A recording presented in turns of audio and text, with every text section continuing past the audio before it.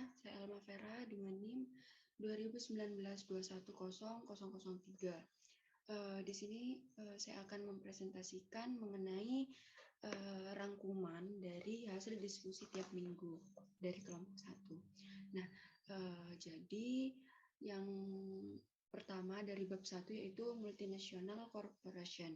Nah, yaitu MNC merupakan perusahaan yang terlibat dalam suatu bentuk bisnis yang berbasis internasional. Nah, contohnya itu seperti Coca-Cola, Kodak, Honda, dan lain sebagainya.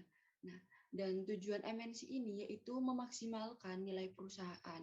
Nah, memaksimalkan kekayaan pemegang saham. Jadi, manajer yang dipekerjakan oleh MNC ini diharapkan untuk membuat keputusan yang akan memaksimalkan harga saham. Nah, dengan demikian, melayani kepentingan pemegang saham. Tujuan utama mereka yaitu untuk memuaskan pemegang saham. Dengan begitu, perusahaan ini dapat lebih mudah diperoleh dana dari mereka untuk mendukung operasinya. Lalu 3 teori yang umum yang dipegang untuk menjelaskan mengapa MNC ini termotivasi untuk memperluas bisnis mereka secara internasional. Yaitu yang pertama ada teori keunggulan kooperatif, teori pasar tidak sempurna, dan yang terakhir yaitu teori siklus produk. Nah, berkembangnya MNC ini yaitu karena ketika ekonomi dunia membaik, falas yang stabil dan juga globalisasi. Dan metode yang paling umum di mana perusahaan ini melakukan bisnis internasional yaitu perdagangan internasional, lisensi, waralaba, usaha patungan, akuisisi perusahaan asing, dan pembentukan anak perusahaan asing. Lalu untuk materi yang kedua yaitu ada International Financial Market. Nah, manajemen keuangan internasional ini dapat didefinisikan sebagai manajemen keuangan untuk perusahaan multinasional. Nah, terdapat 2 istilah penting dalam manajemen keuangan internasional, yaitu manajemen keuangan dan perusahaan multinasional. Perusahaan multinasional itu memiliki beberapa ciri yang berlainan dengan perusahaan domestik. Salah satu karakteristik yang menonjol yaitu wilayah operasionalisasi perusahaan yang mencakup beberapa negara dengan kondisi politik, sosial ekonomi, serta kebudayaan yang berbeda-beda. Nah, perbedaan kondisi ini yang menimbulkan konsekuensi yang berbeda, yaitu dalam hal pengelolaan perusahaan, antara lain bahwa perusahaan multinasional ini akan menghadapi perusahaan kurs mata uang antar negara yang akan menambah kompleksitas pengelolaan keuangan perusahaan multinasional. Untuk yang materi yang ketiga yaitu exchange rate determination atau pergerakan nilai tukar. Nah, pergerakan nilai tukar ini biasanya diukur dengan persentase perubahan nilainya selama periode tertentu. Nah, maksudnya periode tertentu yaitu seperti 1 bulan atau 1 tahun. Nah, perusahaan multinasional ini memonitor pergerakan nilai tukar selama periode di mana mereka memiliki arus kas dalam mata uang asing yang menjadi perhatian arus kas keluar dananya untuk membeli sekuritas Amerika Serikat hanya berkurang atau penawaran mata uangnya yang akan ditukar dengan dolar Amerika Serikat akan menurun. Dan harus ada tekanan ke atas pada nilai equilibrium mata uangnya. Nah, nilai tukar equilibrium ini antara 2 mata uang asing. Setiap mata uang setiap saat didasarkan pada kondisi permintaan dan penawaran. Faktor ekonomi utama yang dapat mempengaruhi pergerakan nilai tukar ini yaitu melalui pengaruhnya terhadap kondisi permintaan dan penawaran, yaitu yang pertama ada tingkat inflasi relatif, tingkat suku bunga, tingkat pendapatan, dan juga kontrol pemerintah. Lembaga keuangan ini dapat mencoba untuk mendapatkan keuntungan dari ekspektasi mereka bahwa suatu mata uang akan terapresiasi dengan berinvestasi pada sekuritas yang didenominasi dalam mata uang tersebut. Nah, mereka mungkin juga mencoba untuk mendapatkan keuntungan dari ekspektasi mereka bahwa suatu mata uang akan terdepresiasi dengan meminjam mata uang itu, menukarkan dengan mata uang asal mereka, dan juga melunasi pinjaman setelah mata uang yang dipinjam terdepresiasi.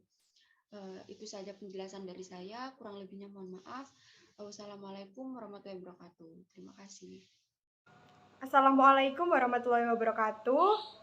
Terima kasih atas kesempatannya. Saya Erika Dwi Syafitri dengan NIM 2019-2100008 akan menjelaskan apa yang telah saya dapatkan kesimpulan dari mata kuliah Manajemen Keuangan Internasional. Pada bab 1, saya belajar mengenai Multinational Financial Management. MNC adalah Multinational Corporate atau perusahaan multinasional. MNC adalah suatu perusahaan yang banyak didirikan di negara lain sesuai dengan peluang dan kebutuhan negara tersebut. Di sini contohnya adalah perusahaan Coca-Cola. Nah, tujuan utama dari MNC tentu saja untuk memaksimalkan kekayaan dari pemegang sahamnya. Bisnis internasional itu didorong oleh 3 kunci. 3 kunci teori maksud saya. Kunci yang pertama itu teori keunggulan komparatif.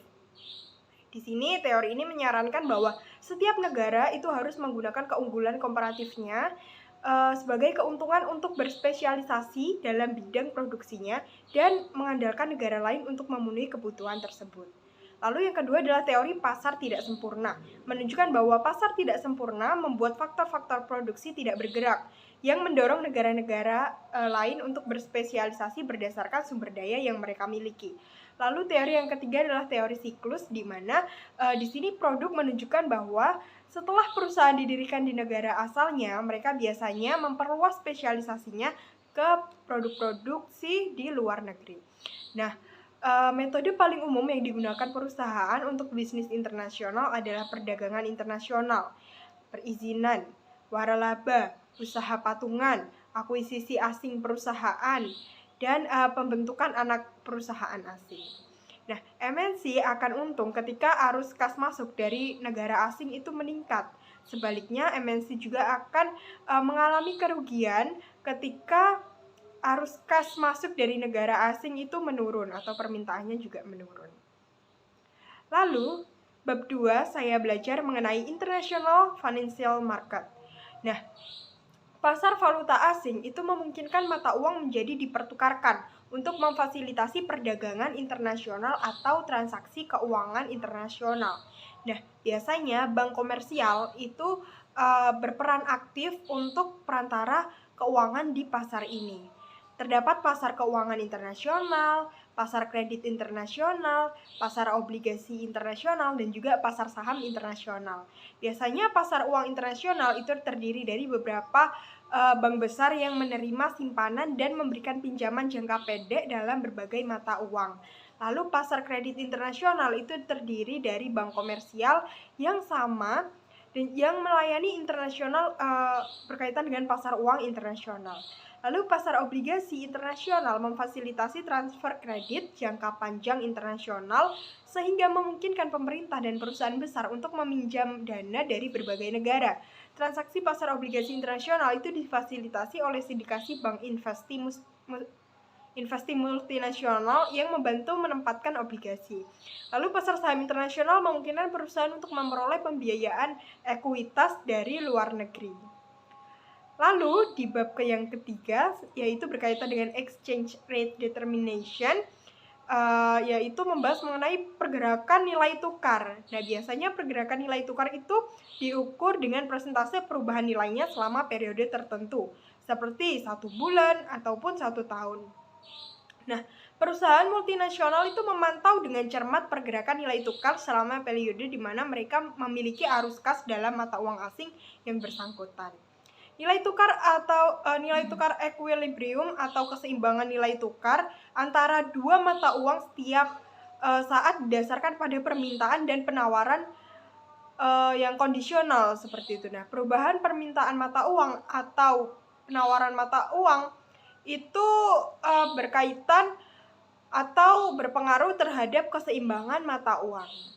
Nah, faktor ekonomi utama yang dapat memengaruhi pergerakan nilai tukar adalah tingkat inflasi, lalu tingkat suku bunga, tingkat pendapatan, dan juga kontrol dari pemerintah. Nah, faktor ini biasanya memengaruhi permintaan mata uang atau penawaran mata uang. Jika suatu negara asing mengalami peningkatan suku bunga, maka arus masuk dana Amerika Serikat untuk membeli sekuritasnya harus meningkat. Lalu, mata uang suatu negara itu dapat mengalami apresiasi maupun depresiasi. Apresiasi artinya memiliki kenaikan nilai mata uang dari suatu negara. Sedangkan depresiasi artinya nilai mata uang itu mengalami penurunan dari suatu negara. Dalam bab ini biasanya kita membandingkan nilai mata uang suatu negara itu dengan dolar Amerika Serikat. Sekian presentasi dari saya. Terima kasih.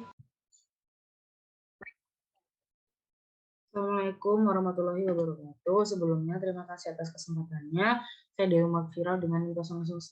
Saya dari kelompok 1 mata kuliah Manajemen Keuangan Internasional. Di sini saya akan mereview bab 1 yaitu mengenai overview of MNC. Jadi di mata kuliah MKI ini saya lebih banyak mengambil materi dan mengambil sumber-sumber untuk makalah dan juga tugas-tugas saya dan kampus saya itu dari buku Jeff Madura, yaitu Manajemen Keuangan Internasional. Nah, multinational corporation atau MNC itu didefinisikan sebagai perusahaan-perusahaan yang terlibat dalam suatu bentuk bisnis internasional. Nah, yang awalnya itu kegiatannya itu seperti ekspor impor. Nah, kegiatan selanjutnya dari perusahaan MNC ini adalah menemukan kesempatan atau peluang berinvestasi di negara lain. Nah, kalau misalnya kalau misalnya perusahaan itu menemukan peluang di negara lain, pasti mereka akan membuat cabang baru. Nah, disinilah bentuk MNC itu bisa dikembangkan. Seperti contohnya perusahaan McDonald, KFC yang awalnya mungkin hanya di Amerika Serikat saja, yang awalnya hanya di negara pencetus saja, tapi ketika dia memiliki pandangan ketika produk ini difranchise-kan di seluruh dunia, apakah bisa? Nah, ketika diperhitungkan dan direalisasikan dan ternyata bisa, lalu mereka menemukan peluang pasarnya, nah itu adalah sebuah keberhasilan dari MNC ini. Nah, apa saja keuntungan perusahaan apabila mereka mencapai pada titik multinational corporation? Nah, tujuan dari MNC ini adalah memaksimumkan kekayaan pemegang saham. Nah, apa hubungannya kinerja baik perusahaan dengan pemegang saham? Nah, ketika perusahaan ini kinerjanya baik, maka akan mempengaruhi nilai perusahaan. Nah, nilai perusahaan itu ada dua, yaitu manfaat untuk perusahaan sendiri dan nilai sahamnya. Nah, kalau untuk manfaat untuk perusahaan sendiri ya bisa mungkin nanti gaji karyawannya lebih tinggi daripada perusahaan yang lain. Lalu kenapa juga mempengaruhi nilai saham atau harga saham? Karena ketika kinerja perusahaan itu baik, maka akan mempengaruhi harga sahamnya itu akan lebih tinggi. Karena orang akan melihat, oh ini perusahaannya sudah bagus, makanya harga sahamnya itu tinggi gitu atau besar. Nah, ini akan menjadi keuntungan tersendiri bagi orang-orang atau investor yang terdahulu yang sudah punya saham dulu di sana karena mungkin dia beli sahamnya dengan harga murah. Tapi ketika kinerja perusahaannya baik, nah itu nanti ketika harga sahamnya tinggi, investor akan mendapatkan keuntungan dari penjualan. Kalau misalnya dia menjual ya, dia akan mendapat keuntungan dari penjualan saham tersebut. Seperti itu. Nah, berkembangnya MNC ini itu di apa namanya? Ada 4 faktor ya yang menyebabkan MNC itu berkembang. Nah, yang pertama itu ekonomi dunia yang baik, lalu falas juga stabil, terus juga ada arus globalisasi dan juga free trade. Kenapa bisa MNC itu berkembang dengan baik ya? Jadi ada 4 faktor ini.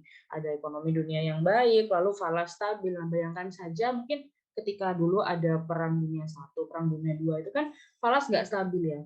Awalnya orang menstabilkan uang itu patokannya adalah emas, lalu diganti ke dolar Amerika Serikat, lalu diganti ke pound sterling, dan juga waktu Inggris lemah juga diganti lagi ke dolar. Jadi waktu itu falas belum stabil. Jadi kenapa MNC pada tahun 2000-an sampai sekarang sudah mulai berkembang? Karena falas sudah stabil. Lalu juga dibantu dengan arus globalisasi, sehingga mungkin orang-orang yang melihat iklan begitu ya, melihat iklan, oh di Korea sekarang ada produk seperti ini. Kalau misalnya permintaan dari masyarakat Indonesia besar, pasti apa ya, tidak lama itu akan ada produk itu di Indonesia. Seperti itu. Nah, apa sih yang menyebabkan perusahaan lokal itu menjadi MNC? Yang pertama, pasar lokal jenuh. Yang kedua, kerjasama antar negara. Yang ketiga, pencambutan hambatan bea masuk. Dan yang keempat, ekonomi global. Nah, selama ini MNC pasti memiliki kendala. Yang pertama, ada kendala lingkungan, lalu ada kendala regulatori, dan juga kendala etika. Nah, kendala lingkungan itu apa? Kendala lingkungan adalah tiap negara yang punya karakteristik lingkungan yang beda.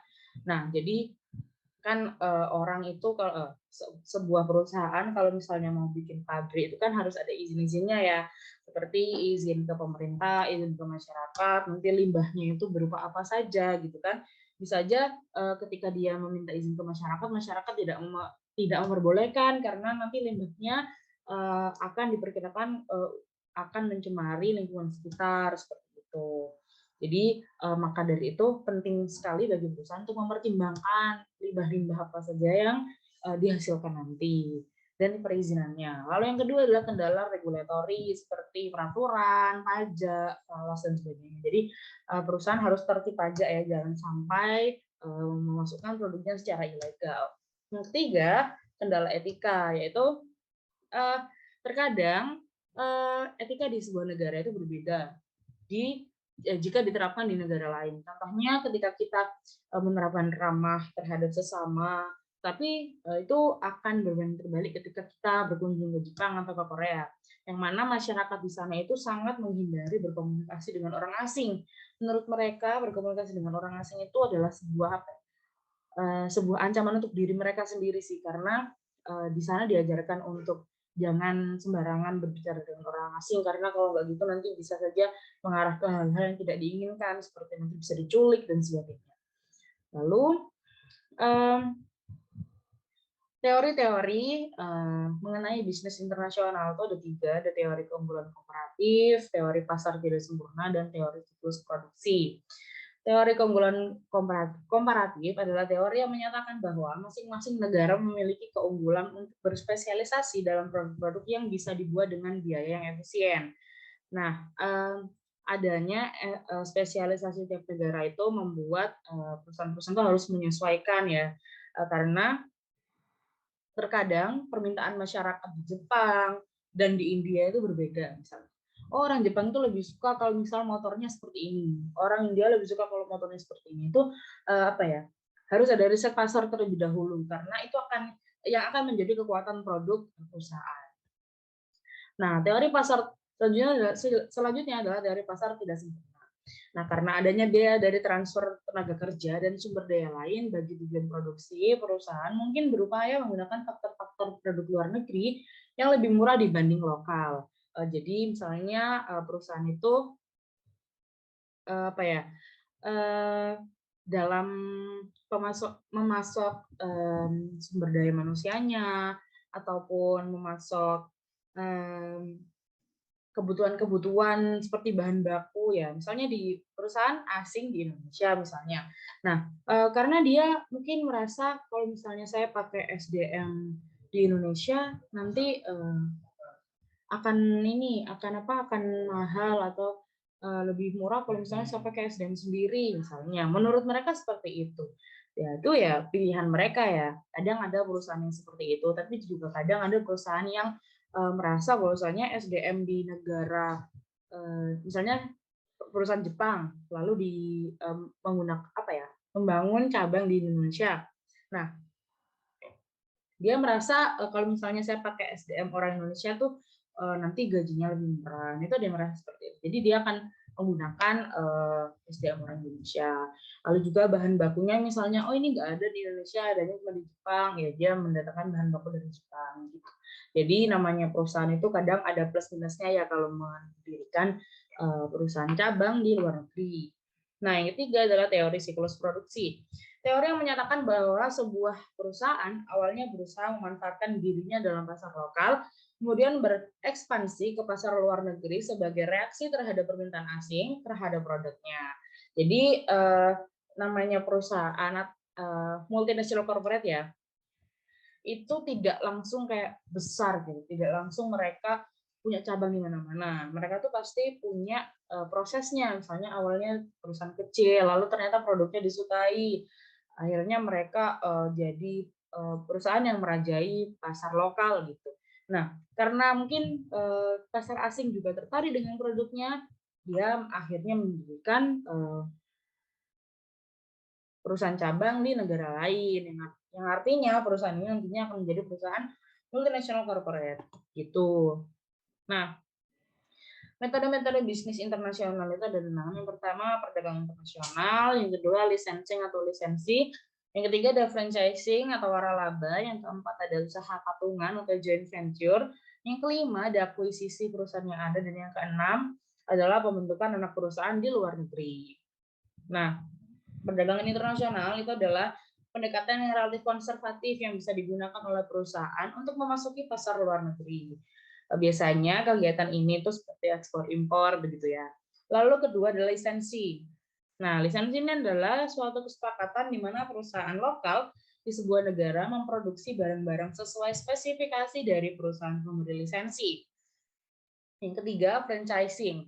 Nah, franchising ini adalah kesepakatan di mana sebuah perusahaan menyediakan strategi penjualan, pelayanan, bantuan, atau investasi awal kepada franchise dengan imbalan fee secara periodik. Jadi, kalau franchising ini bisa seperti McDonald, Indomaret, Alfamart, lalu produk-produk makanan ya yang sekarang mulai ngetren gitu di kalangan remaja. Jadi, banyak banget produk-produk atau merek-merek yang mulai nge-franchising mereknya gitu. Jadi misalnya dia terkenal karena seorang public figure gitu ya. Nah, ketika kita pengen buka di daerah kita, tapi kan pasti merek ini punya apa ya? Punya nama tersendiri lah di masyarakat gitu. Oh, ini yang merek yang dipunya oleh ini gitu misalnya. Nah, padahal kan yang punya kan bukan orang itu. Kadang orang tuh ada yang nggak tahu gitu loh program franchising ini. Jadi menurut saya itu adalah sebuah keuntungan ya. Tapi franchising ini modalnya juga gede. Jadi seorang yang ingin memiliki bisnis franchise itu harus menyiapkan modal yang besar gitu.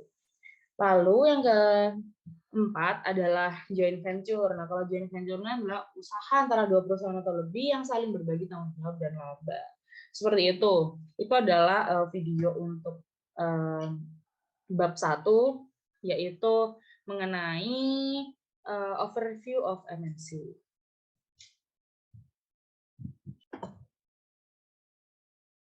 Nah, selanjutnya saya akan menjelaskan mengenai international financial market.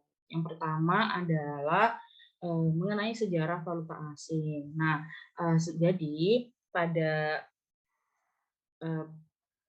sejarah mengenai pergerakan mata uang itu sebenarnya pada tahun 1876 sampai 1913 itu seluruh negara di dunia ini berpatokan pada emas untuk mengukur nilai tukar mata uangnya. Nah, tetapi pada Perang Dunia ke-1, standar mata uang pada emas itu dihentikan dan standar ini digunakan kembali pada tahun 1920-an. Tapi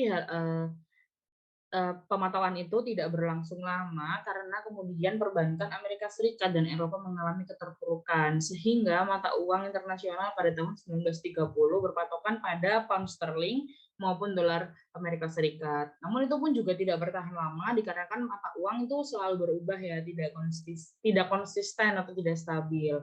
Nah, itu akhirnya kan merepotkan setiap negara ya untuk berpatokan pada nilai yang tidak pasti sehingga pada saat itu terjadi ketidakseimbangan pasar valuta asing sehingga menyebabkan volume perdagangan internasional menurun. Nah, selanjutnya diadakan perjanjian tentang nilai tukar tetap yang diadakan oleh Bretton Woods ya. diselenggarakan di Bretton Woods, New Hampshire pada tahun 1944. Nah, sistem Bretton Woods ini dibentuk dalam rangka menyelesaikan pertarungan yang terjadi antara otonomi yang dimiliki oleh domestik dan stabilitas internasional. Tetapi dasar yang terdapat dalam sistem otonomi, kebijakan internasional, lalu ada nilai tukar tetap dan kemampuan untuk mengubah mata uang satu sama lain saling bertolak belakang.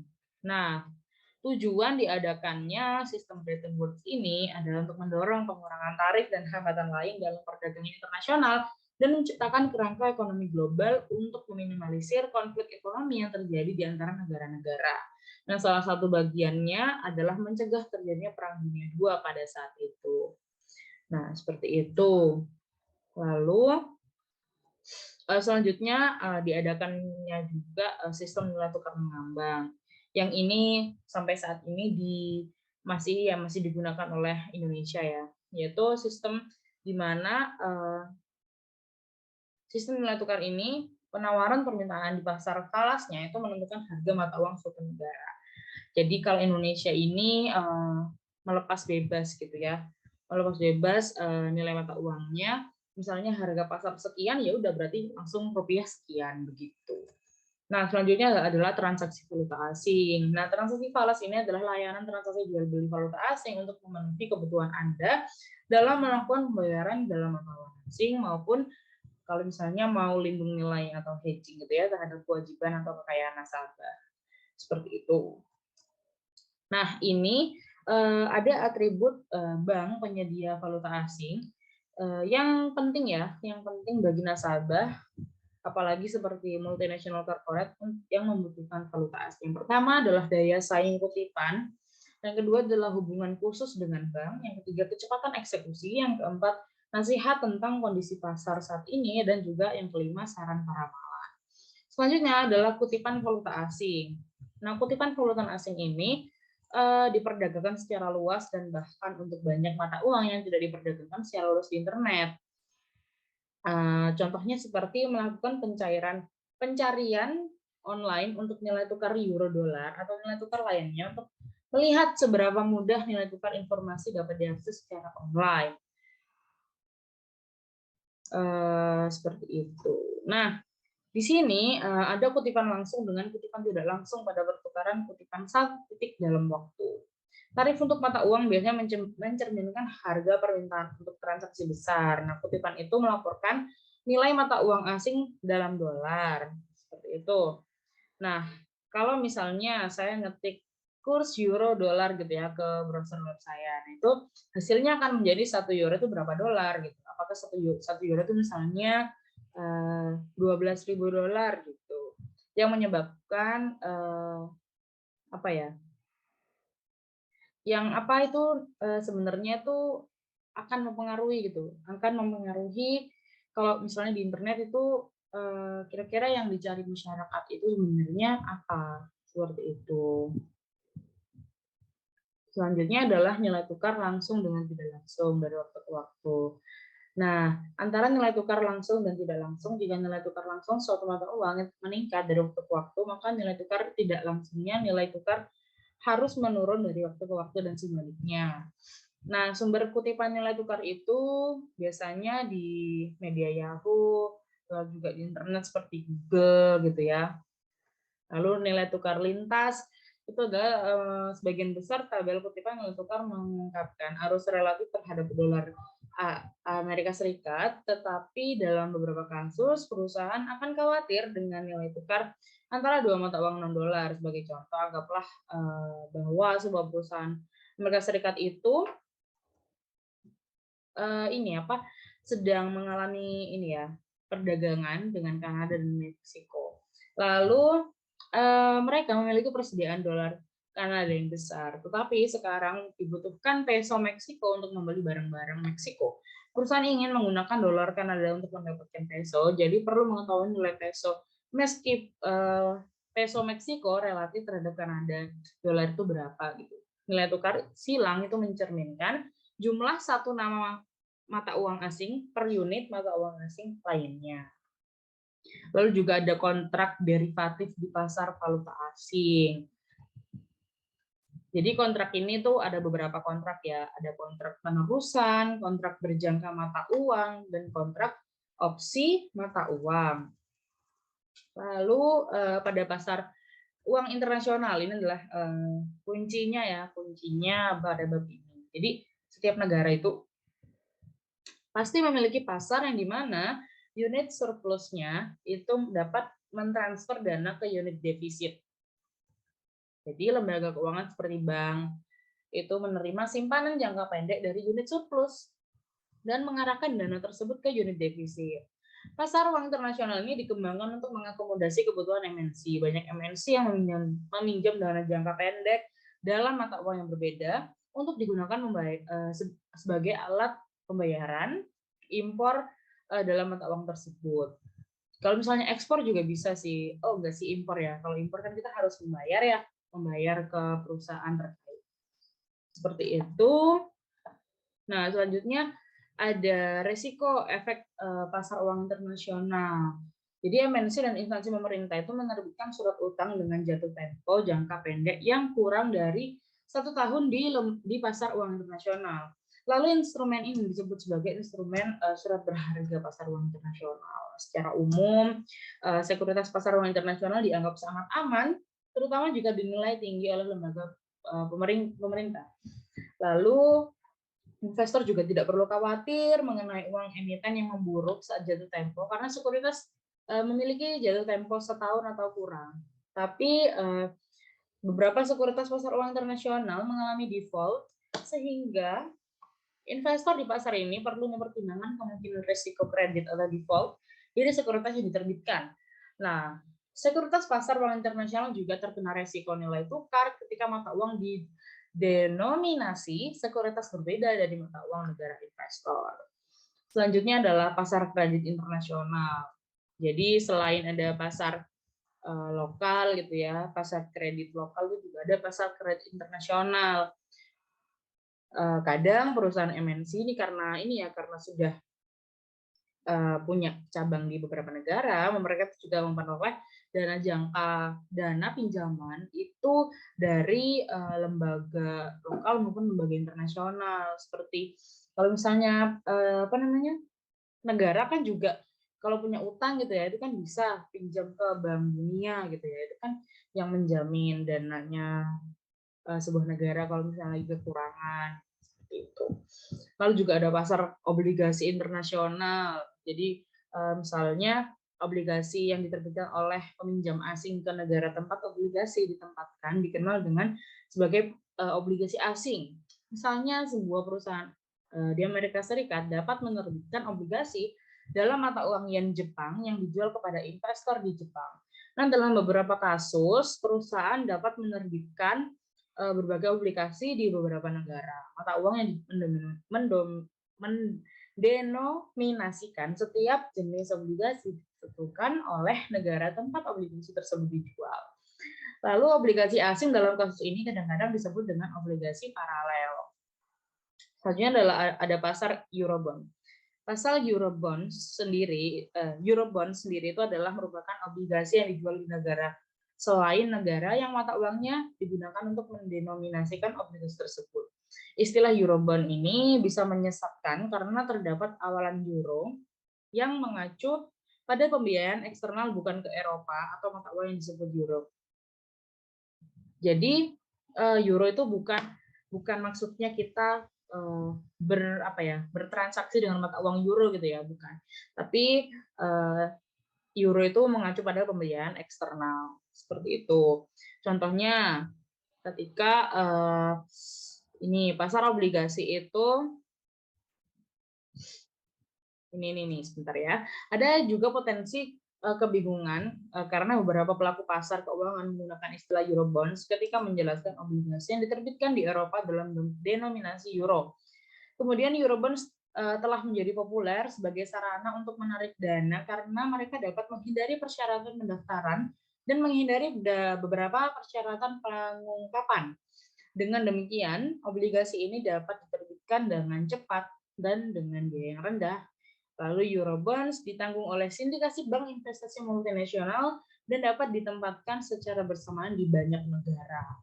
Jadi juga menguntungkan ya selain pasar kredit internasional.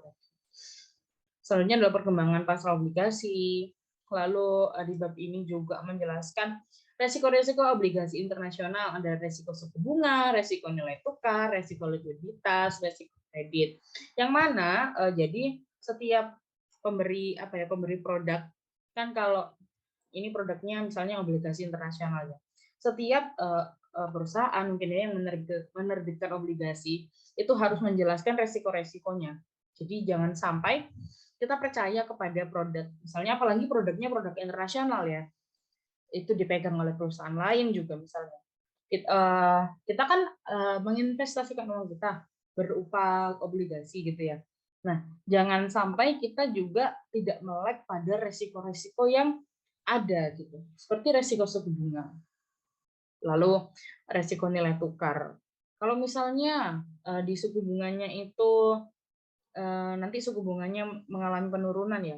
Tapi kalau jangka panjang kan ini kalau misalnya bunga jangka panjang ini naik, maka tingkat pengembalian yang diminta oleh investor juga akan naik.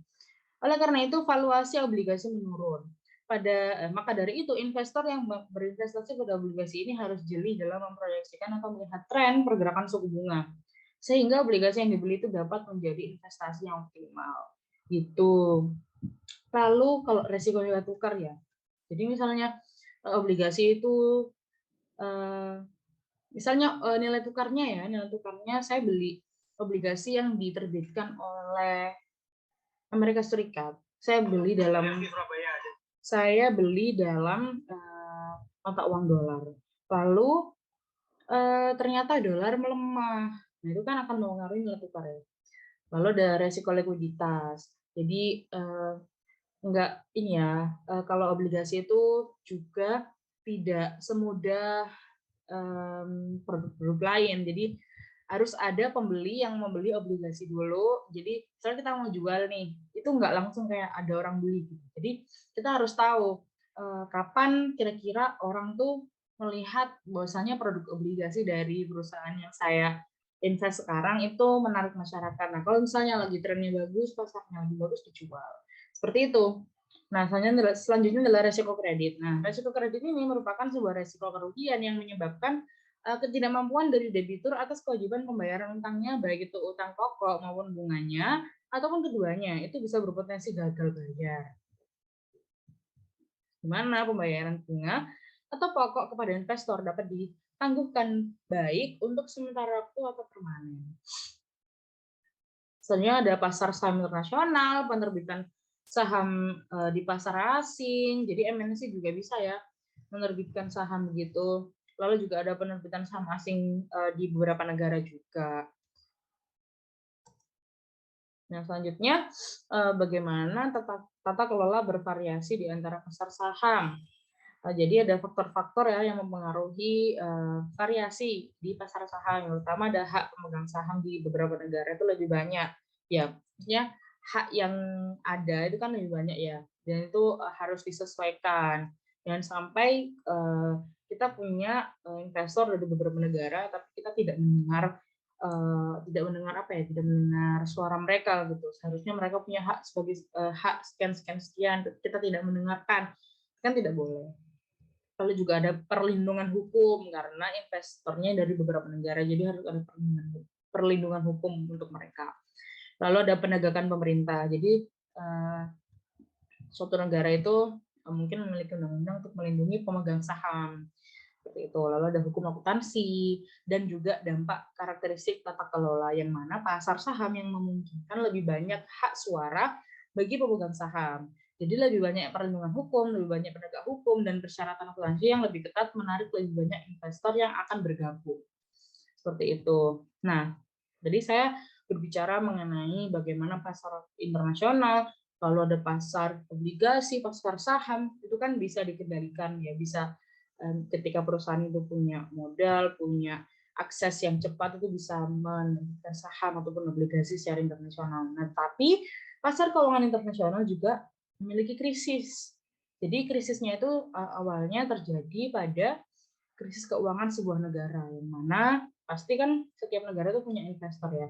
Dan kalau misalnya negaranya itu krisis, investor kan akhirnya nggak mau berinvestasi di perusahaan yang di negara tersebut. Akhirnya uang-uang dari investor ini dicabut ya negaranya, jadi tambah krisis gitu. Jadi PR-nya adalah kalau misalnya ada keadaan seperti itu, alangkah baiknya sebagai investor jangan langsung gegabah gitu ya menarik dana investnya, karena sebenarnya dana invest yang diinvestkan oleh investor itu juga akan mempengaruhi apakah negara ini, apakah perusahaan ini akan kembali bangkit gitu. Nah, mungkin itu saja kesimpulan dari bab international financial market ya.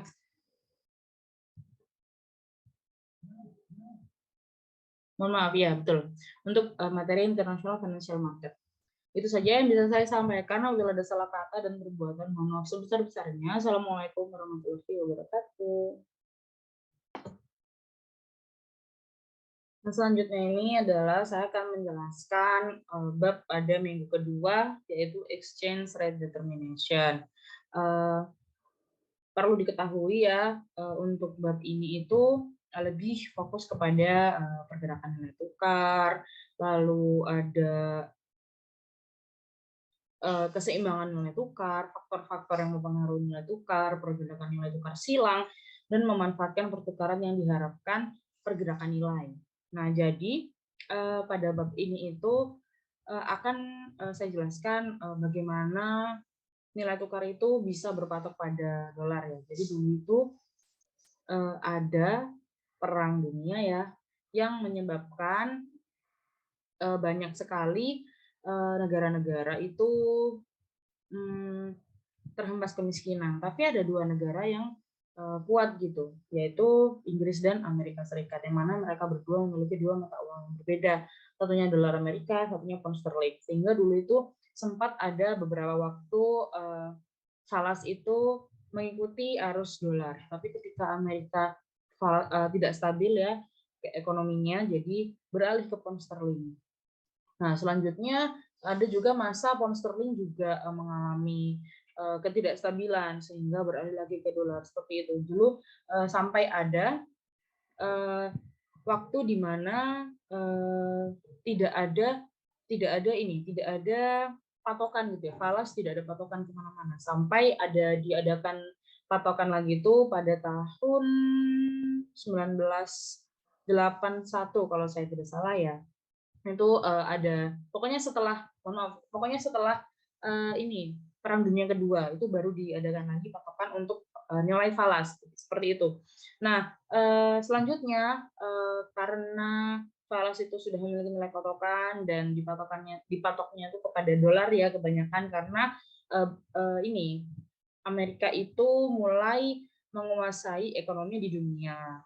Sudah mulai banyak sekali dolar-dolar yang dipakai untuk transaksi di seluruh dunia, sehingga dolar menguat dan falas mulai berpatokan kepada dolar. Seperti itu. Maka dari itu kesimpulan saya mengenai bab ini adalah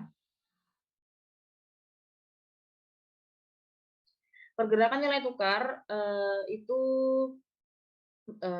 biasanya diukur dengan persentase perubahan nilai selama periode tertentu seperti 1 bulan ataupun 1 tahun.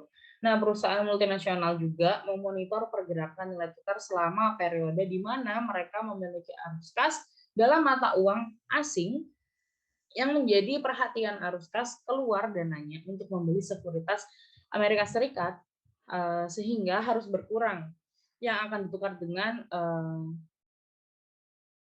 sehingga harus berkurang seperti itu, dan harus ada tekanan ke atas kepada nilai equilibrium mata uang. Nah, semua faktor yang relevan itu harus dipertimbangkan secara bersamaan ketika mencoba untuk memprediksi kemungkinan besar pergerakan nilai tukar mata uang. Nilai tukar equilibrium selanjutnya ya, nilai tukar equilibrium ini di mana keadaan di antara dua mata uang setiap saat didasarkan pada kondisi permintaan dan penawaran. Perubahan permintaan mata uang atau penawaran mata uang untuk dijual akan mempengaruhi nilai tukar keseimbangan. Jadi pada equilibrium ini ketika permintaan terhadap falas, misalnya kita di Indonesia, mata uang kita rupiah, ketika permintaan terhadap falas itu lebih tinggi gitu ya, itu akan menyebabkan keadaan-keadaan tertentu yang harus di mana yang harus permintaan ini ditekan gitu.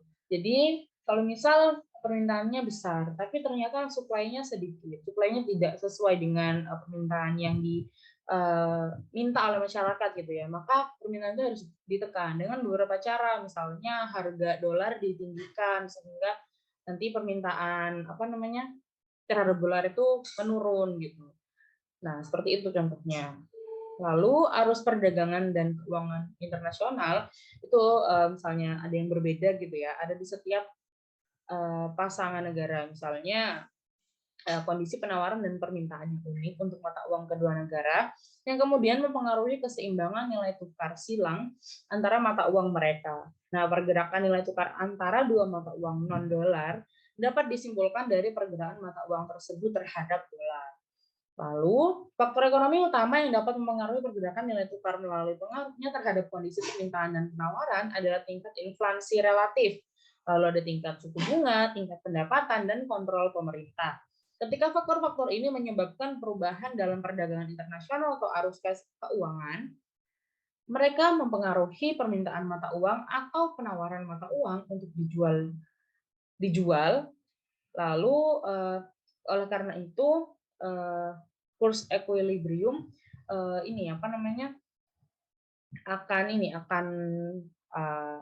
akan kembali maka dari itu misalnya permintaan dan penawaran sudah sejajar, nah itu dinamakan kurs equilibrium seperti itu. Nah, jika negara asing mengalami kenaikan suku bunga, maka arus masuk dana pada negara Amerika Serikat untuk membeli sekuritas harus meningkat seperti itu. Lalu lembaga keuangan dapat mencoba untuk mendapatkan keuntungan dari ekspektasi mereka bahwa suatu mata uang akan terapresiasi dengan berinvestasi pada sekuritas yang didenominasi dalam mata uang tersebut. Mereka mungkin juga mencoba untuk mendapatkan keuntungan dari ekspektasi mereka bahwa suatu mata uang akan terdepresiasi dengan meminjam mata uang itu, menukarnya dengan mata uang asal mereka, dan melunasi pinjaman setelah mata uang yang dipinjam terdepresiasi. Nah, itu cara nakal ya, rekan-rekan. Jadi kita nggak boleh sengaja untuk mendepresiasi mata uang, karena itu menurut saya adalah akan merugikan ya, bahkan merugikan sebuah negara gitu, perekonomian negara. Jadi ketika kita punya uang, ketika kita punya harta gitu ya, jangan sampai kita punya pikiran seperti itu. Nah, mungkin itu saja penjelasan saya mengenai bab exchange determination. Selanjutnya saya akan menjelaskan bab mengenai. Assalamualaikum warahmatullahi wabarakatuh. Terima kasih atas kesempatannya. Nama saya Sandi Haji Satria Wibowo dengan NIM 2019-210067.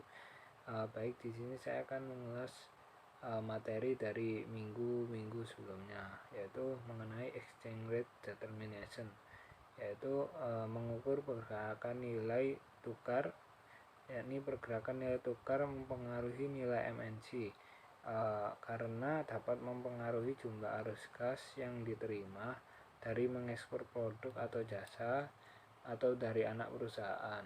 Mereka juga dapat mempengaruhi jumlah arus kas yang keluar serta dibutuhkan untuk membayar impor produk atau jasa. Lalu nilai tukar mengukur nilai satu mata uang dalam satuan mata uang lainnya. Ketika kondisi ekonomi berubah, nilai tukar dapat berubah secara substansional, yaitu penurunan nilai mata uang dikenal sebagai depresiasi. Ketika pound Inggris terdepresiasi terhadap dolar Amerika, itu berarti dolar Amerika menguat relatif terhadap pound, yaitu kenaikan mata uang tersebut dengan apresiasi. Lalu pergerakan nilai mata uang asing cenderung lebih besar untuk jangka waktu yang lebih sama. Jadi jika data nilai tahunan dinilai maka pergerakannya akan lebih fluktuatif. Untuk setiap mata uang tinjauan pergerakan nilai tukar harian, yaitu sangat penting bagi MNC yang tingkat pergerakannya selama periode tersebut, yaitu untuk tinjauan pergerakan pertukaran tahunan akan lebih sesuai untuk MNC yang melakukan perdagangan di luar negeri, yaitu sekali per tahun dan ingin menilai kemungkinan tingkat pergerakan setiap tahunnya. Nah, untuk keseimbangan nilai tukar sendiri, meskipun mudah untuk mengukur persentasenya perubahan nilai mata uang, namun sulit untuk menjelaskan mengapa nilai berubah atau memperkirakan bagaimana nilai itu dapat berubah di masa depannya. Lalu untuk mencapai tujuan, nah ini tentu saja membutuhkan pemahaman tentang konsep keseimbangan nilai tukar dan mengenal faktor-faktor yang mempengaruhi nilai tukar tersebut. Lalu sebelum mempertimbangkan mengapa nilai tukar itu berubah, ingat bahwa nilai tukar itu mencerminkan harga mata uang atau kurs di mata satu mata uang yang nantinya dapat ditukar dengan mata uang lainnya. Untuk nilai nilai tukar selalu melibatkan dua mata uang. Tetapi fokus dalam teks ini adalah pada perspektif Amerika. Dalam hal ini membahas pertukaran kurs mata uang apapun dengan dolar Amerika. Perubahan keseimbangan nilai tukar sendiri, perubahan jadwal permintaan dan penawaran merupakan salah satu kekuatan yang dapat mengubah keseimbangan dari nilai tukar di pasar valuta asing.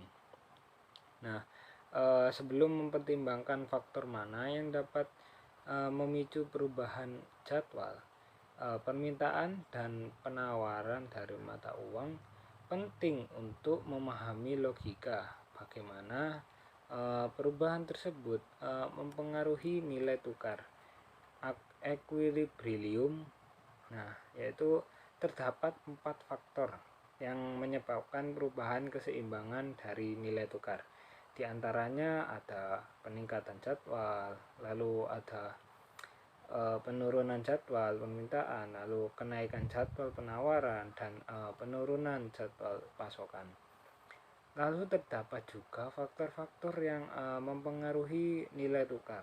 Dari tingkat inflasi itu relatif, perubahan tingkat inflasi relatif dapat mempengaruhi aktivitas dari perdagangan internasional yang mempengaruhi permintaan dan penawaran dari mata uang dan oleh karena itu mempengaruhi nilai tukar juga. Lalu yang kedua ada suku bunga yang relatif. Nah, perubahan suku bunga yang relatif ini mempengaruhi investasi dalam sekuritas asing. Investasi ini mempengaruhi permintaan dan penawaran mata uang. Lalu oleh karena itu mempengaruhi nilai tukar dari equilibriumnya sendiri. Lalu yang ketiga ada tingkat pendapatan relatif, yaitu faktor ketiga yang mempengaruhi nilai tukar, merupakan tingkat dari pendapatan relatif. Karena pendapatan itu dapat mempengaruhi jumlah impor yang diminta, serta pendapatan juga dapat mempengaruhi dari nilai tukar. Lalu untuk yang keempat sendiri ada kontrol pemerintah. Nah, faktor yang mempengaruhi nilai tukar ini juga dari kontrol pemerintah, yang dimana pemerintah dari negara asing dapat mempengaruhi kurs equilibriumnya. Lalu yang kelima ada harapan.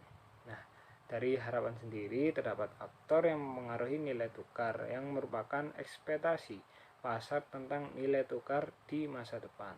Seperti contohnya pasar keuangan lainnya, pasar valuta asing bereaksi terhadap berita apapun yang dapat mempengaruhi transaksi di masa depannya. Lalu yang keenam terdapatnya interaksi faktor. transaksi dalam pasar valuta asing memfasilitasi arus perdagangan, yaitu untuk keuangan. Transaksi valuta sendiri yang terkait dengan perdagangan umumnya tidak terlalu menanggapi berita secara dramatis, dan sebaliknya transaksi arus keuangan sangat responsif terhadap berita karena keputusan untuk menahan sekuritas dalam mata uang tertentu. Sering juga bergantung pada perubahan nilai mata uang yang diantisipasi. Lalu yang ketujuh, terdapat pengaruh faktor di berbagai pasar mata uang. Nah, setiap nilai tukar memiliki pasarnya sendiri, yang dimana berarti kondisi permintaan dan penawarannya juga ada tersendiri. Lalu yang ke-8, terdapatnya dampak likuiditas pada penyesuaian nilai tukar. Untuk semua mata uang, di nilai tukar keseimbangan dicapai melalui transaksi di pasar valuta asing. Namun, proses penyesuaian lebih fluktuatif untuk beberapa mata uang daripada lainnya. Nah, likuiditas mata uang mempengaruhi sensitivitas nilai tukar terhadap transaksi tertentu. Jika pasar spot mata uang itu likuid, maka nilai tukarnya tidak akan sangat sensitif terhadap dari satu pembelian atau penjualan yang sangat besar. Pada gilirannya, perubahan nilai tukar ekuilibrium akan relatif mengecil. Sekian dari saya, terima kasih.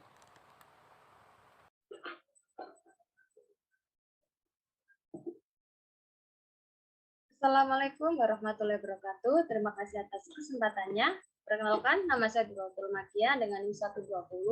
Saya dari kelompok 1. Di sini saya akan sedikit menjelaskan mengenai ringkasan materi dari bab 1 hingga bab 3. Jadi untuk bab 1 sendiri ini ada pembahasan mengenai manajemen keuangan multinasional. Manajemen keuangan internasional ini menekankan bahasan pada aktivitas perusahaan multinasional atau multinational corporation yang disingkat sebagai MNC, yaitu perusahaan yang memiliki anak-anak perusahaan, cabang-cabang, dan afiliasi yang berlokasi di negara-negara lain. Multinational Corporation atau MNC ini sendiri didefinisikan sebagai perusahaan-perusahaan yang terlibat dalam suatu bentuk bisnis internasional. Nah, awalnya itu kegiatannya melalui ekspor dan impor, lalu menemukan kesempatan investasi baru sampai membentuk anak perusahaan. Contohnya itu seperti Coca-Cola, Kodak, IBM, Honda, dan Samsung. Untuk metode bisnis internasional ini sendiri, yang pertama ada perdagangan internasional, lalu lisensi, lalu adanya waralaba, lalu adanya joint venture, lalu akuisisi perusahaan asing yang ada, dan yang terakhir pembentukan subsidiari baru di luar negeri.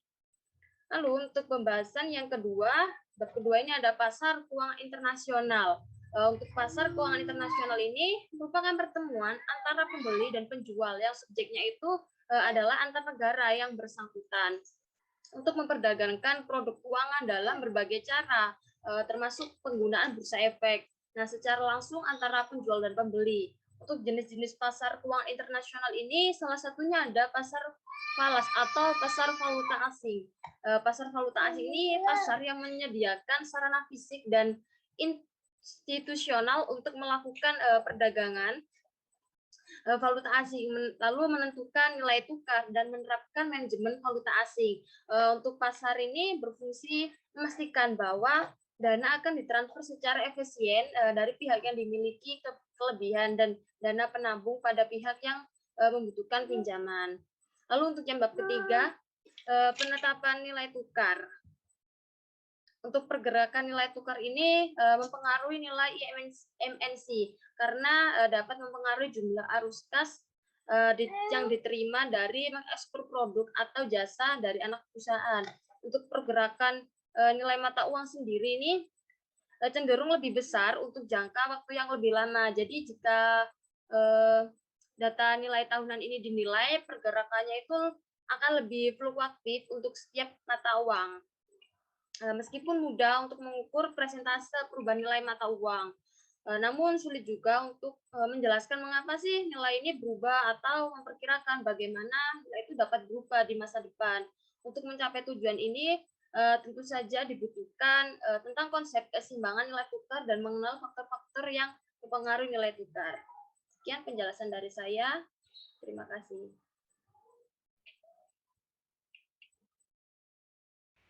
Terima kasih atas kesempatannya. Perkenalkan, nama saya Raras Devayanti dengan NIM 2019-210170.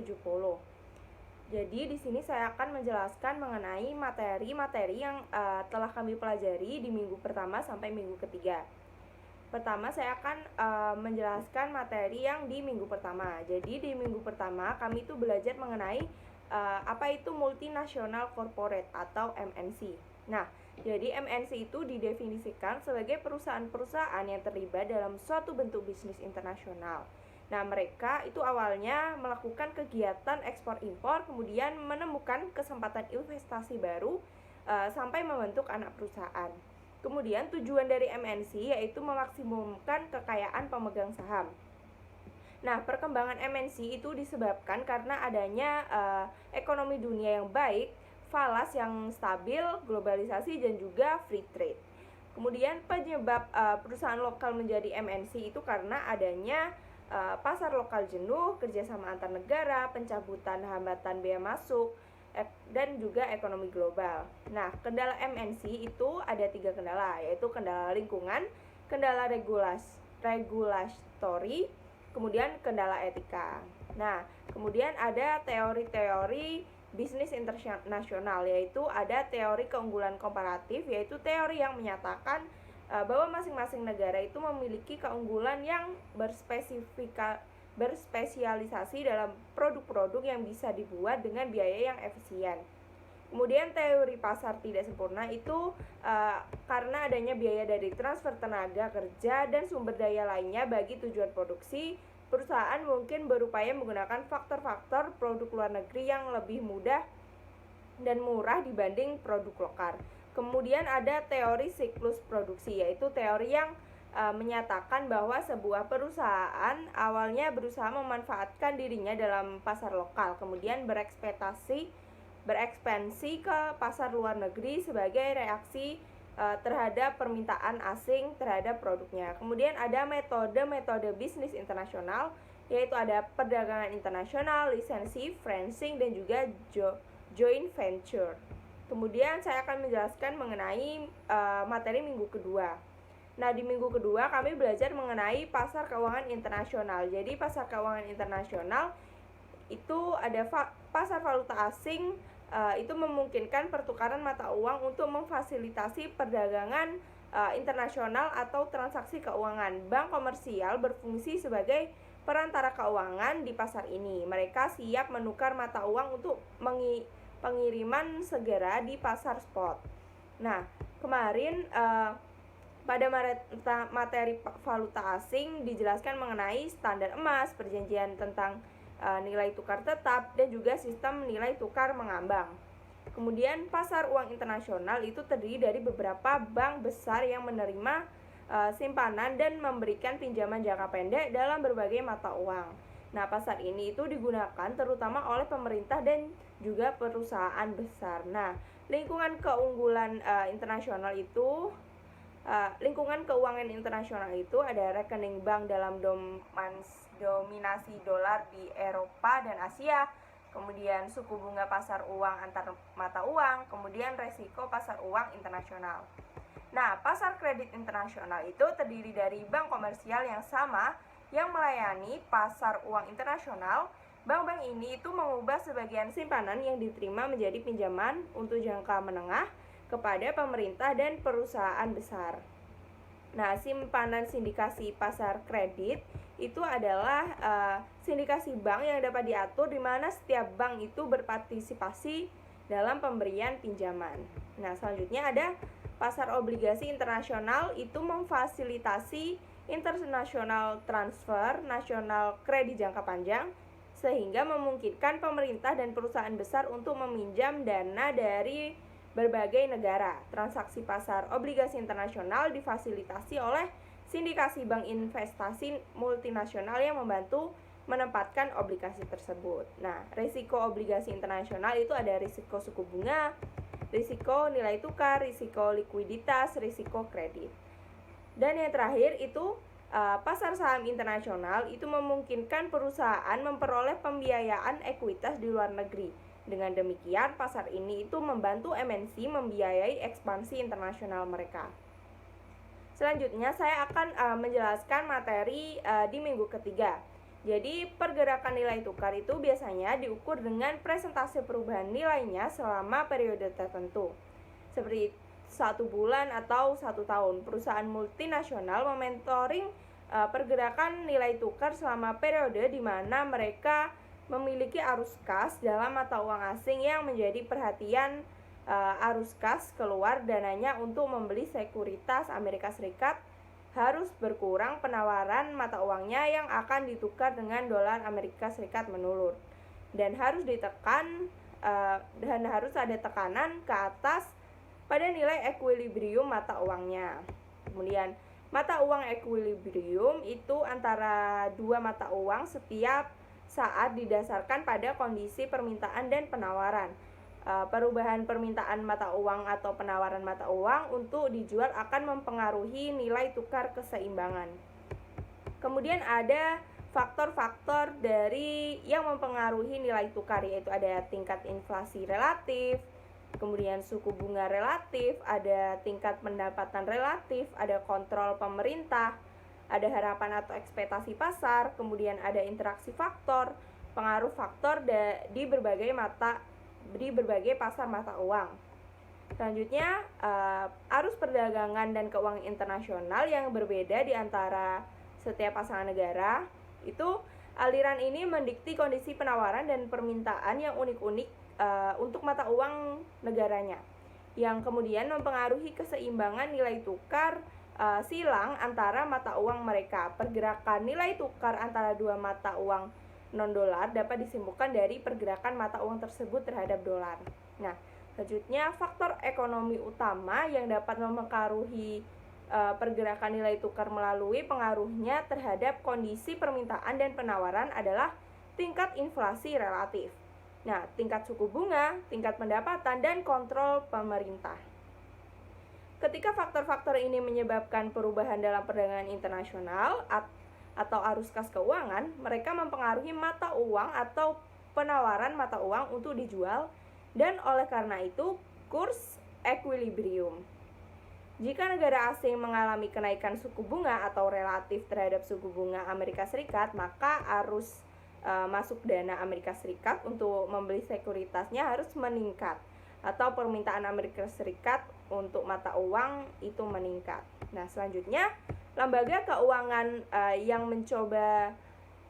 lembaga keuangan yang dapat mencoba untuk mendapatkan keuntungan dari ekspektasi mereka bahwa suatu mata uang akan terapresiasi dengan berinvestasi pada sekuritas yang didenominasi dalam mata uang tersebut. Mereka mungkin mencoba untuk mendapatkan keuntungan dari ekspektasi mereka bahwa suatu mata uang akan terdepresiasi dengan meminjam mata uang itu, menukarnya dengan mata uang asal mereka, dan melunasi pinjaman setelah mata uang yang dipinjam terdepresiasi. Jadi sekian penjelasan dari saya mengenai materi-materi yang sudah dijelaskan di minggu pertama, kedua, dan ketiga. Jika ada salah, mohon maaf. Sekian, wassalamualaikum warahmatullahi wabarakatuh. Baik, terima kasih atas kesempatannya. Di sini saya Rizky Padita dengan NIM 181 akan membacakan ringkasan materi dari minggu pertama hingga minggu ketiga. Nah, di mana minggu pertama yaitu mengenai tentang keuangan multinasional manajemen. Perusahaan multinasional atau MNC diartikan sebagai perusahaan yang terlibat dalam beberapa bentuk bisnis internasional. Nah, para manajernya melakukan manajemen keuangan internasional yang melibatkan keputusan investasi serta pendanaan internasional untuk memaksimalkan nilai perusahaan MNC tersebut. Lalu, manajemen keuangan internasional ini sangat penting bahkan untuk perusahaan yang tidak memiliki bisnis internasional. Nah, perusahaan-perusahaan ini harus mau mengenali bagaimana pesaing asing mereka akan dipengaruhi oleh pergerakan nilai tukar, suku bunga asing, biaya tenaga kerja, serta inflasi. Nah, karakteristik ekonomi seperti itu dapat mempengaruhi biaya produksi dan kebijakan harga pesaing asing. Lalu terdapat 3 teori yang dapat dipegang untuk menjelaskan mengapa MNC termotivasi untuk memperluas bisnis mereka secara internasional. Yaitu yang pertama ada teori keunggulan komparatif, yang kedua teori pasar tidak sempurna, dan yang ketiga teori siklus produk. Lalu ada beberapa metode untuk melakukan bisnis internasional. Yang pertama yaitu perdagangan internasional. Yang kedua perizinan, yaitu membuat lisensi. Yang ketiga waralaba, dan yang keempat itu usaha patungan.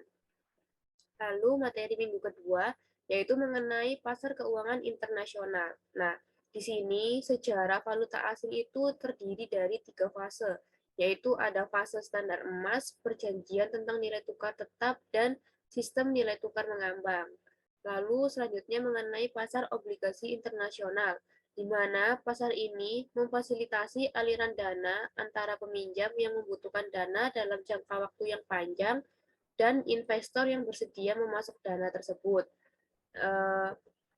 Selanjutnya yaitu tentang transaksi valuta asing, di mana transaksi ini merupakan layanan jual beli valuta asing untuk memenuhi kebutuhan dalam melakukan pembayaran dalam bentuk mata uang asing maupun lindung nilai terhadap kewajiban nasabah.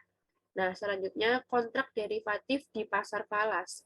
Nah, derivatif mata uang merupakan kontrak dengan harga yang sebagian diturunkan dari nilai mata uang yang mewakilinya. Ada 3 jenis derivatif, yaitu kontrak forward, kontrak berjangka mata uang, dan opsi mata uang kontrak. Selanjutnya minggu ketiga yaitu tentang penentuan nilai tukar, di mana pergerakan nilai tukar ini mempengaruhi nilai MNC karena dapat mempengaruhi jumlah arus kas yang diterima dari mengekspor produk atau jasa dari anak perusahaannya. Mereka juga dapat mempengaruhi nilai arus kas yang keluar yang dibutuhkan untuk pembiayaan impor. Selanjutnya, ada beberapa cara untuk memanfaatkan pertukaran yang diharapkan oleh pergerakan nilai ini. Yang pertama, spekulasi kelembagaan berdasarkan apresiasi yang diharapkan. Lalu cara yang kedua, spekulasi kelembagaan berdasarkan perkiraan depresiasi. Lalu yang ketiga, ada spekulasi individu. Selanjutnya yaitu ada faktor-faktor yang dapat mempengaruhi nilai tukar. Yang pertama, tingkat inflasi relatif. Yang kedua, suku bunga relatif. Yang ketiga, tingkat pendapatan relatif. Dan yang keempat, kontrol pemerintah. Yang kelima yaitu harapan. Sekian rangkuman materi minggu ke-1 hingga minggu ke-3 dari saya. Terima kasih. Assalamualaikum warahmatullahi wabarakatuh. Sebelumnya terima kasih atas kesempatannya. Perkenalkan, saya Mega Triasmana dengan NIM 2019-210187. Di sini saya akan mereview materi yang saya dapat dari minggu pertama sampai minggu ketiga. Yang pertama ada materi tentang multinational corporation. Perusahaan multinasional atau yang biasa dikenal dengan MNC didefinisikan sebagai perusahaan yang terlibat dalam beberapa bentuk bisnis internasional. Tujuan utama dari MNC itu sendiri adalah untuk memaksimalkan kekayaan para pemegang saham. Jadi, manajer yang dipekerjakan oleh MNC ini diharapkan membuat keputusan yang akan memaksimalkan harga saham. Dengan demikian, hal itu dapat melayani kepentingan para pemegang sahamnya. Beberapa MNC publik yang berbasis di luar Amerika Serikat mungkin memiliki beberapa tujuan tambahan, contohnya seperti memuaskan pemerintah, kreditur, atau karyawan masing-masing. Namun, perusahaan multinasional ini lebih menekankan pada tujuan utama mereka, yaitu untuk memuaskan pemegang saham. Dengan begitu, perusahaan dapat lebih mudah memperoleh dana dari mereka untuk mendukung operasinya. Nah, bisnis internasional ini didorong oleh 3 teori kunci. Yang pertama ada teori keunggulan komparatif, di mana menyarankan bahwa setiap negara harus menggunakan keunggulan komparatifnya untuk berspesialisasi dalam bidang produksi dan bergantung pada negara lain untuk memenuhi kebutuhan mereka.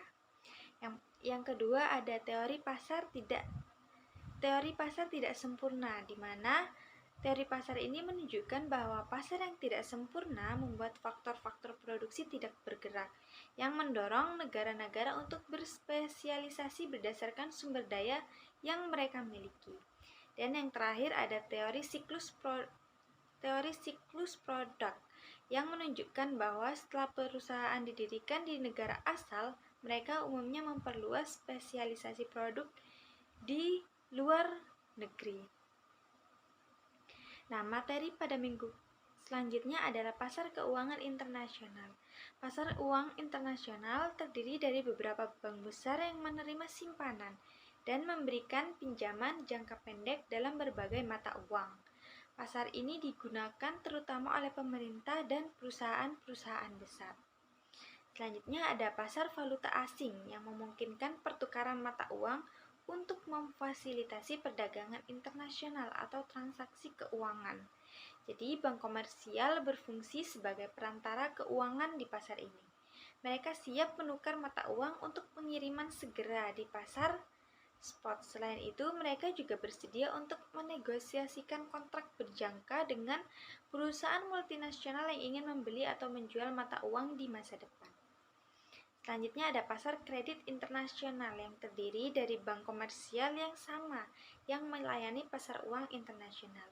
Jadi bank-bank ini mengubah sebagian simpanan yang diterima menjadi pinjaman untuk jangka menengah kepada pemerintah dan perusahaan-perusahaan besar. Nah, yang terakhir ada pasar saham internasional yang memungkinkan perusahaan untuk memperoleh pembiayaan ekuitas di luar negeri. Dengan demikian, pasar ini membantu perusahaan multinasional membiayai ekspansi internasional mereka. Nah, dan yang terakhir ada materi tentang penentuan nilai tukar. Pergerakan nilai tukar ini biasanya diukur dengan persentase perubahan nilai selama periode tertentu, seperti 1 bulan atau 1 tahun. Nah, perusahaan multinasional ini memonitor pergerakan nilai tukar selama periode di mana mereka memiliki arus kas dalam mata uang asing yang menjadi perhatian.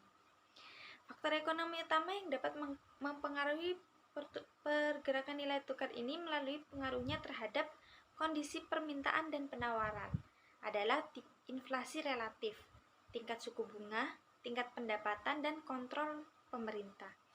Ketika faktor ini menyebabkan perubahan dalam perdagangan internasional atau arus keuangan, mereka mempengaruhi permintaan mata uang atau penawaran mata uang untuk dijual. Nah, oleh karena itu, kurs equilibrium jika negara asing mengalami kenaikan suku bunga atau relatif terhadap suku bunga Amerika Serikat, maka arus masuk dana Amerika Serikat untuk membeli sekuritasnya harus meningkat juga. Nah, arus keluar dananya untuk membeli sekuritas Amerika Serikat ini juga harus berkurang. Dan harus ada tekanan ke atas pada nilai equilibrium mata uangnya. Nah, semua faktor yang relevan harus diperhatikan secara bersamaan ketika mencoba untuk memprediksi kemungkinan besar pergerakan nilai mata uang. Nah, arus perdagangan dan keuangan internasional yang berbeda di antara setiap pasangan negara. Aliran ini mendikte kondisi penawaran dan permintaan yang unik untuk mata uang kedua negara yang kemudian mempengaruhi keseimbangan nilai tukar silang antara mata uang mereka. Nah, pergerakan nilai tukar antara dua mata uang non-dolar dapat disimpulkan dari pergerakan mata uang tersebut terhadap dolar. Sekian review materi dari saya, kurang lebihnya mohon maaf. Wassalamualaikum warahmatullahi wabarakatuh. Terima kasih atas kesempatannya. Saya Laili Kusna Sukmaning Putri dengan NIM 2019-210-189. Nah, baik, di sini saya akan menjelaskan pemahaman saya mengenai bab 1, yaitu tentang keuangan multinasional manajemen. Nah, di mana perusahaan multinasional atau bisa disebut MNC ini dapat diartikan sebagai perusahaan yang terlibat dalam beberapa bentuk bisnis internasional. Nah, untuk tujuan umum MNC ini yaitu untuk memaksimalkan kekayaan pemegang saham. Nah, manajer yang dipekerjakan oleh MNC ini mungkin bisa kedepannya mungkin bisa diharapkan membuat keputusan yang akan memaksimalkan harga saham. Nah, dengan melayani kepentingan pemegang saham. Nah, selanjutnya bisnis multinasional umumnya akan meningkatkan dari waktu ke waktu. Adapun 3 teori yang dipegang untuk menjelaskan mengapa MNC ini termotivasi untuk memperluas bisnis mereka secara internasional. Nah, teorinya itu antara lain yang pertama teori keunggulan. Teori keunggulan komparatif. Kemudian yang kedua yaitu teori pasar tidak sempurna dan teori ketiga yaitu teori siklus produk. Nah, kemudian ada metode dalam melakukan bisnis internasional ini yaitu perdagangan internasional, kemudian perizinan dan waralaba. Baik, selanjutnya pada bab 2 ini saya menjelaskan sedikit mengenai pasar keuangan internasional. Ya, yang salah satunya itu ada valuta asing yang merupakan mata uang yang diakui, kemudian digunakan, dipakai, dan juga diterima sebagai alat pembayaran dalam perdagangan internasional. Kemudian, transaksi valuta asing ini merupakan sebuah layanan transaksi jual beli valuta asing di mana untuk memenuhi kebutuhan kita dalam melakukan sebuah pembayaran dalam mata uang asing. Tentunya ada jenis transaksi dalam valuta asing sendiri. Nah, yang paling umum itu seperti pertukaran secara langsung. Nah, kemudian tentunya ada beberapa resiko pada obligasi internasional ini. Resikonya itu antara lain yang pertama resiko suku bunga, kemudian resiko nilai tukar, resiko likuiditas, dan resiko kredit. Selanjutnya pada bab 3 ini mengenai penentuan nilai tukar. Nah, penentuan nilai tukar yang mana pergerakan nilai tukar ini itu bisa mempengaruhi nilai MNC. Karena apa? Karena dapat mempengaruhi jumlah sebuah arus kas yang diterima dari mengekspor produk atau jasa atau dari sebuah anak perusahaan.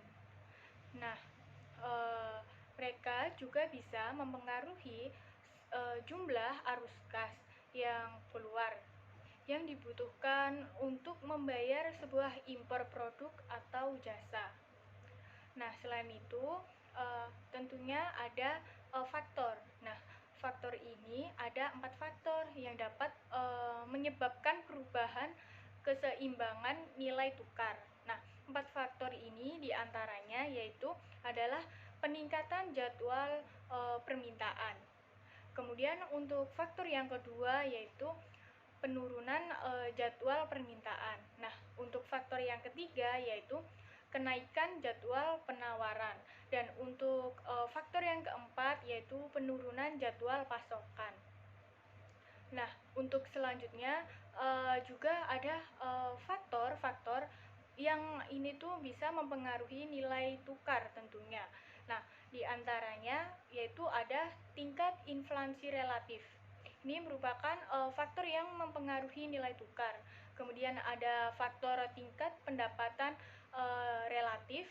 Nah, kemudian ada kontrol pemerintah yang ini juga bisa mempengaruhi faktor nilai tukar. Dan kemudian ada harapan, kemudian ada interaksi faktor, pengaruh faktor di berbagai pasar mata uang, dan dampak likuiditas pada penyesuaian nilai tukar. Nah, sekian penjelasan materi bab 1, bab 2, bab 3 dari saya. Sekian, terima kasih.